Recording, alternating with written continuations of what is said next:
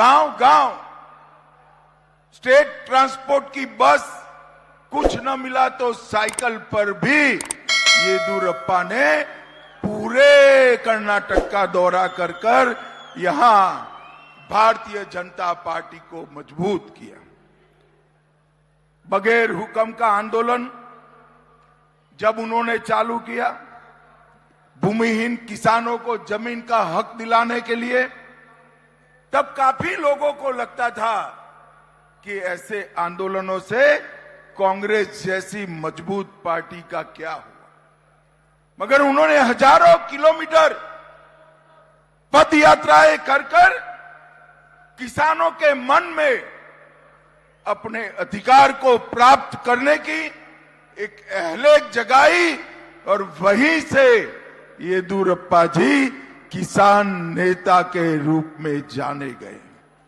75 में आपातकाल के खिलाफ संघर्ष में भी मुखर कर हिस्सा लिया। शिवमोगा और बेल्लारी की जेल में रहे और लोकतंत्र की ये लड़ाई में येदियुरप्पा जी ने युवा अवस्था में ही बहुत बड़ा योगदान दिया। मित्रों, येदियुरप्पा जी के साथ मैंने 3 चुनाव में प्रचार किया है। मैं आज के युवा कार्यकर्ताओं को कहना चाहता हूं, इनके पॉकेट में एक छोटी सी डायरी रहती है।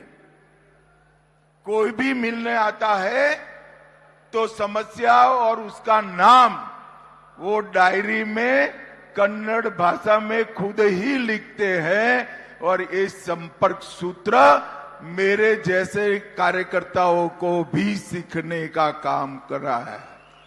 हम सब के लिए छोटी सी छोटी समस्या के लिए किस प्रकार से जवाबदेही के साथ एक जननेता काम करता है, ये येदियुरप्पा जी ने बहुत बड़ा उदाहरण दिया। जब भी भारत का राजनीतिक दलों का इतिहास कोई लिखेगा, भारतीय जनता पार्टी का इतिहास लिखेगा, तो दक्षिण भारत में भाजपा को आगे बढ़ाने वाले नेता में येदियुरप्पा जी का नाम निश्चित रूप से सुवर्ण अक्षरों से लिखा जाएगा। भाइयों बहनों, जब जनसंघ बना, भाजपा बना, तब एक विचार प्रचारित किया गया कि दक्षिण में कभी भाजपा आगे नहीं बढ़ सकती। और येदियुरप्पा जी ने दक्षिण में भी पहले उप मुख्यमंत्री और फिर मुख्यमंत्री बनकर दक्षिण के लिए भारतीय जनता पार्टी के दरवाजे खोलने का काम श्रीमान येदियुरप्पा ने किया। 85 में जब हमारी 2 सीटें हो गई, तब येदियुरप्पा जी लगन के साथ भाजपा के विकास के लिए लगे रहे हैं और 2008 में भाजपा की दक्षिण की पहली सरकार बनाने का काम येदियुरप्पा जी ने किया। मित्रों, मैंने विधानसभा चुनाव में कर्नाटक का बहुत डिटेल दौरा किया है। कई गौरवशाली मठ, कई शिक्षा संस्थान, कई बड़े बड़े धार्मिक नेताओं की समाधियां, कई स्वतंत्र सेनानियों की समाधि पर मैं गया हूं। हर जगह पे येदियुरप्पा जी ने अपने मुख्यमंत्री के काल में शासन के माध्यम से व्यवस्था करने का काम येदियुरप्पा जी ने किया। मैं आज जरूर बताना चाहूंगा कि जब संगोली रायन्ना को श्रद्धांजलि देने के लिए जहां उनको फांसी दी गई, वहां पर मैं गया था। दूर से देखकर लगता था कि इस स्थान की किसी ने चिंता नहीं की। इतने महान देशभक्त, इसके शहीदी के स्थान की चिंता नहीं हुई है। मगर मैं अंदर गया, छोटा सा बागीचा, शुद्ध पीने का पानी, बैठने के लिए कुछ बेंचेस लगे हुए थे और उनका संगोली रायन्ना का पूरा इतिहास वहां पर लिखा हुआ था। मैंने वहां पूछा कि भाई ये किस सज्जन ने किया था। येदियुरप्पा जी मेरे साथ में थे, उन्होंने हाथ जोड़कर कहा आपके साथ खड़े हैं वो येदियुरप्पा जी ने करा। मित्रों, ये जो भाव समाज जीवन के प्रेरणा स्थानों को शासन आगे बढ़ाएं, वो भाव उसी में हो सकता है जो समाज को प्यार करता है, समाज को आगे बढ़ाने के लिए काम करता है। देश भर में किसान बजट रखने की शुरुआत भी श्री येदियुरप्पा ने की। जब हरी शॉल ओढ़कर वो विधानसभा में किसान बजट पढ़ते थे, न केवल कर्नाटक, देश भर के किसानों को लगता था हमारी चिंता करने वाला एक राजनेता आज कर्नाटक का मुख्यमंत्री के रूप में बैठा है। भाइयों बहनों, बहुत बड़ी परंपरा उन्होंने आगे बढ़ाई। अन्नदाता के नेता उन्होंने बने और किसानों के लिए हमेशा उन्होंने आवाज उठाने का काम किया। बेंगलुरु को दुनिया के नक्शे पर ग्लोबल टेक हब के रूप में रखने के लिए भी येदियुरप्पा जी को वर्षों तक याद किया जाएगा।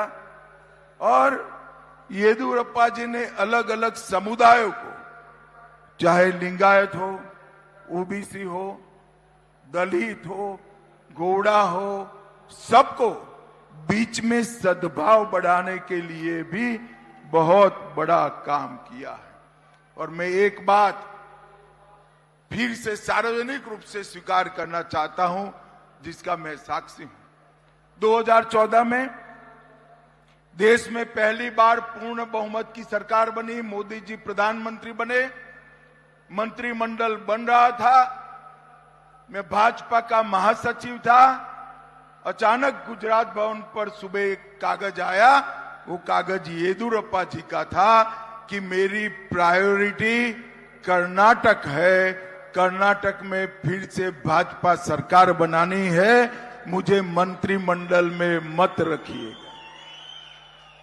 भाइयों बहनों, मैंने ऐसे भी लोग देखे हैं जो मंत्री बनकर राज्य में मुख्यमंत्री बनने का प्रयास कर रहे हैं, मगर येदियुरप्पा जी ने मंत्री पद ठुकराकर भाजपा के आंदोलन को लीड कर राज्य में मुख्यमंत्री बनने का निर्णय किया। ये बहुत बड़ी बात है।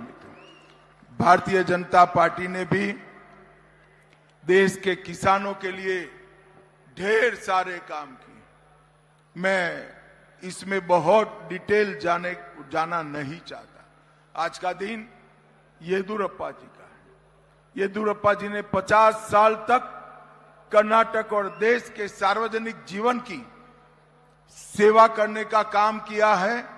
और मैं तो मंच पर चढ़ते ही ये मंच देखकर आनंदित भी हुआ और आश्चर्यचकित भी हुआ। एक ही मंच पर इतने सारे स्वामी जी, हर संप्रदाय के स्वामी जी आज यहाँ पर उपस्थित है। ये येदियुरप्पा जी के प्रति सबका सम्मान कितना है, इसका परिचायक है। मैं येदियुरप्पा जी को अंत में बहुत बहुत शुभकामनाएं देना चाहता हूं। आप शतायु हो, आपका स्वास्थ्य अच्छा रहे और लंबे समय तक आप कर्नाटक भारतीय जनता पार्टी का मार्गदर्शन करते रहे, यही मेरी शुभकामना है। और जो युवा कार्यकर्ता किसी भी दल के हो, जो राजनीतिक क्षेत्र में काम करना चाहते हैं, वो सभी को भी मैं अपील करना चाहता हूं कि येदियुरप्पा के जीवन से हम सबको जरूर कुछ न कुछ सीखना चाहिए। ये अपील कर मेरी बात को, वाणी को विराम देना चाहता हूं। और अंत में इतना बड़ा समुदाय येदियुरप्पा जी के स्वागत के लिए यहां आया है और देश भर की जनता के मन में भी बंगाल में भगवा लहराने का परम आनंद है। मैं आज कर्नाटक के चित्रदुर्ग में इकट्ठा हुए सभी लोगों की ओर से बंगाल की जनता को हृदय पूर्वक नमन, प्रणाम और धन्यवाद कर मेरी बात को समाप्त करता हूं। ಲೇಟೆಸ್ಟ್ ಹಾಗೂ ಇಂಟ್ರೆಸ್ಟಿಂಗ್ ಸುದ್ದಿಗಳಿಗಾಗಿ ಬಾಸ್ ಟಿವಿ ಕನ್ನಡ ಚಾನೆಲ್ನ ಸಬ್ಸ್ಕ್ರೈಬ್ ಮಾಡಿ, ಹಾಗೆಯೇ ಬೆಲ್ ಐಕಾನ್ ಪ್ರೆಸ್ ಮಾಡಿ. ಇದರ ಜೊತೆಗೆ ಫೇಸ್ಬುಕ್, ಇನ್ಸ್ಟಾಗ್ರಾಮ್, ಎಕ್ಸ್ ನಲ್ಲೂ ಮಿಸ್ ಮಾಡದೆ ಫಾಲೋ ಮಾಡಿ.